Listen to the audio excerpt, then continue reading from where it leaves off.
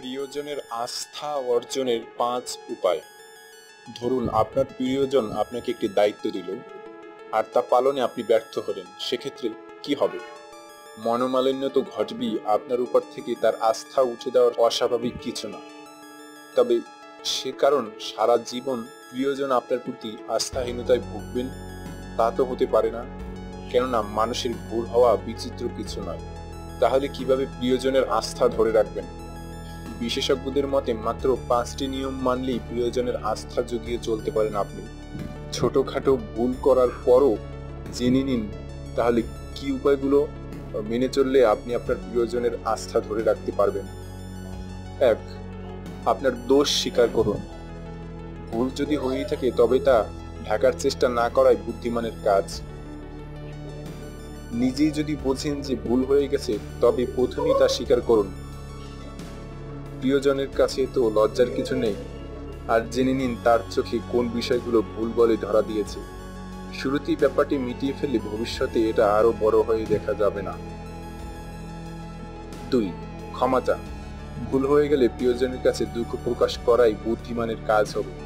জেনে শুনে দোষ স্বীকার না করলে আপনার প্রতি প্রিয়জনের বিরূপ মনোভাব দেখা দেয়াই স্বাভাবিক। তাতে মনোমালিন্য তো বটেই, বরং সম্পর্কের তিক্ততাও দেখা দিতে পারে। ফলে দুঃখ প্রকাশ করুন, ক্ষমা চান, স্পষ্ট করে বলুন ভবিষ্যতে যাতে এমন ভুল না হয় সে ব্যাপারে সতর্ক থাকবেন আপনি। এতে আপনার যাই হোক আপনার প্রতি প্রিয়জনের আস্থাহীনতা দেখা দেবে না। ৩. প্রিয়জনকে স্বাভাবিক হতে সময় দিন। আপনার ভুলের কারণে প্রিয়জন রেগেই যেতে পারেন, তাই বলে সেই মুহূর্তে তাকে দুঃখ প্রকাশ করে শান্ত করার চেষ্টা করবেন না। তাতে আপনিও মেজাজ হারাতে পারেন, ফলে দুজনের মধ্যে দেখা দিতে পারে বড় ধরনের মনোমালিন্য। তাই কিছুক্ষণ অপেক্ষা করুন। প্রিয়জনের রাগ কমে গেলে বিষয়টি নিয়ে কথা বলুন, শান্ত মাথায় আলোচনা করলে সমাধানও মিলবে সহজে। ৪. ভুল না করার চেষ্টা করুন। মানুষ মাত্রই ভুল হয়ে যেতে পারে, তাই বলে যে বারবার ভুল হবে তা এমনটি করা ঠিক নয়। তাই প্রিয়জনের বিষয়ে বাড়তি সচেতন হন।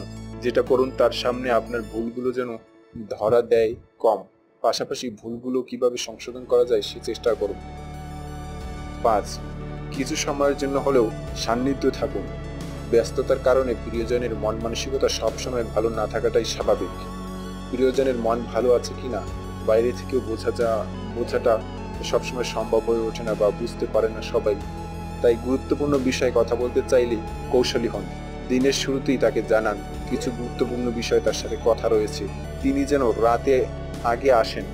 বিষয়টি উপস্থাপনের হোক বা না হোক, তার রাতের খাবারের আয়োজনটি সুন্দর করার চেষ্টা করুন, যাতে রোমান্টিক আবহাওয়ার গুরুত্বপূর্ণ বিষয় নিয়ে কথার পরিবেশ সৃষ্টি হয় এবং সুন্দরভাবে দুজনে ডিসকাস করতে পারেন, আলোচনা করতে পারেন এবং সমাধানে পৌঁছাতে পারেন।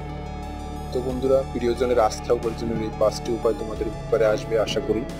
তো ভিডিওটি যদি ভালো লেগে থাকে তোমার অন্য বন্ধুর সাথে শেয়ার করতে পারো, আর আমার চ্যানেলটি সাবস্ক্রাইব